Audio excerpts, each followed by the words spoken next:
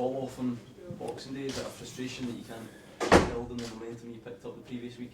Well, I've just been telling the lads there, Saturday morning when I arrived, when I landed at Edinburgh, it was the first I had any semblance of an idea the game might be off. I left Brighton early Boxing Day morning. It was 14 degrees at 6 in the morning, and it was quite clement, So when I got to Edinburgh and there was a typhoon going on, it was a bit of a shock, so I was surprised. But then when I got here, I discovered that a couple of the players, Louis Moult and Connor Ripley, were both suffering from a little bit of illness and might not have played, or if they had played, would certainly been under the weather. So, you've got to accentuate the positive. It's turned out that, they're now fit and now well, so they're ready to go. So maybe it was a good thing. Did you manage just to about turn? No, we trained Saturday morning and we just got on with it, yeah. Do you still feel as if then you've got that feel-good factor from the Celtic game and you can try and carry it on in this one? I think I'm very conscious that it's been a little bit stop and start since the Celtic game. We trained, we were off on the Monday after the Celtic game. We trained Tuesday, Wednesday, Thursday. Then we were off Christmas Day, Friday, and then of course the game was off on the Saturday. So we trained on the Saturday, we were off the Sunday, we trained yesterday, we're training today. So it's a little bit kind of disjointed, so I'm a little bit conscious that I've got to make sure we've got the same focus as we had going into it, where I felt our success was built on not only the hard work we put in the games, but the hard work we put in the training. So we've not been quite as able to apply ourselves in training as we had done during that period. So I think we've got to be very, very careful that we're up in the right frame of mind for this game. The type of challenge will St Johnstone bring? Scott was just sort of saying to us that he feels they've got a consistency that perhaps a lot of the other teams should be striving for.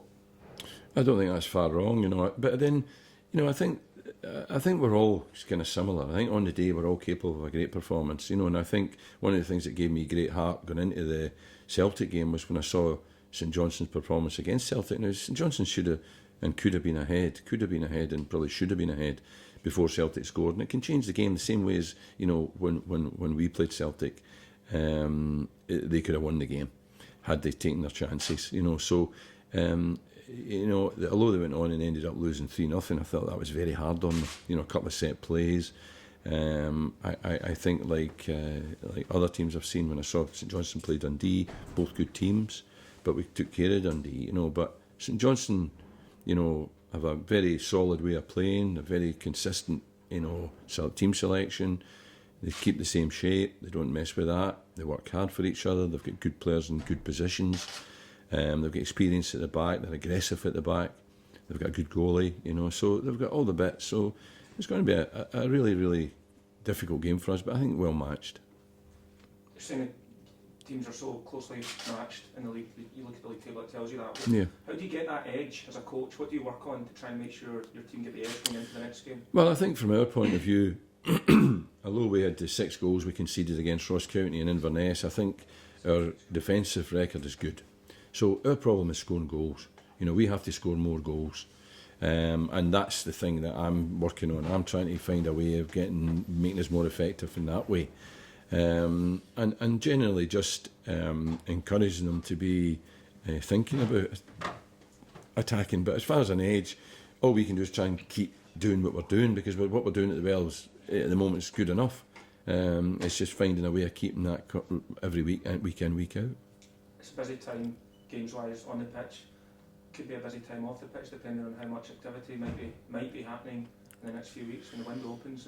How much of your time is that occupying at the moment? None.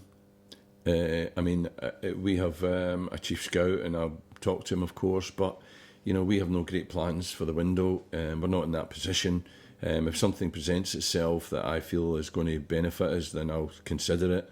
Of course, we're at games, we're looking at players, we're hearing about players, but we also have young players here that I want to know about and I want to learn about before next season. So I'm not going to be bringing anyone in to try and win us a game on Saturday. We're looking at a longer sort of plan, and as long as I'm content that we can keep doing as we're doing and keep getting the points that we're getting, then I would be happy to run with what I have. If something really interesting presents itself, then of course I'll consider it.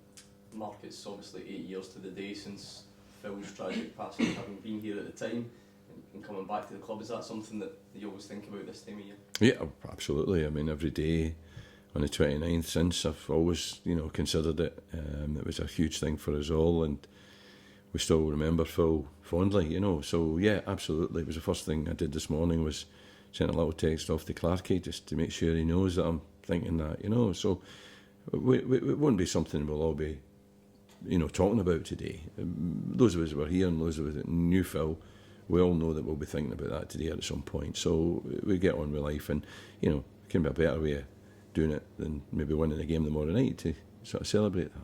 Do you always remember, I suppose, is it one of those things that very much puts football into perspective when you get to this time of year? We're all so hyped up about it, and as if it's, you know, the most serious thing in the world. Well, you know, football is important, you know, but it's separate. You know, it's separate. You know, at the time, that was one of the big sort of rationales that I gave the players. You know, I said, look, you're entitled to go back out and play again and celebrate a goal, and, you know, and enjoy playing even after the loss of Phil, because the two things in a sense are separate. You know, football is very important to all of us, and it's very important to the supporters, and of course it was Phil's life, you know.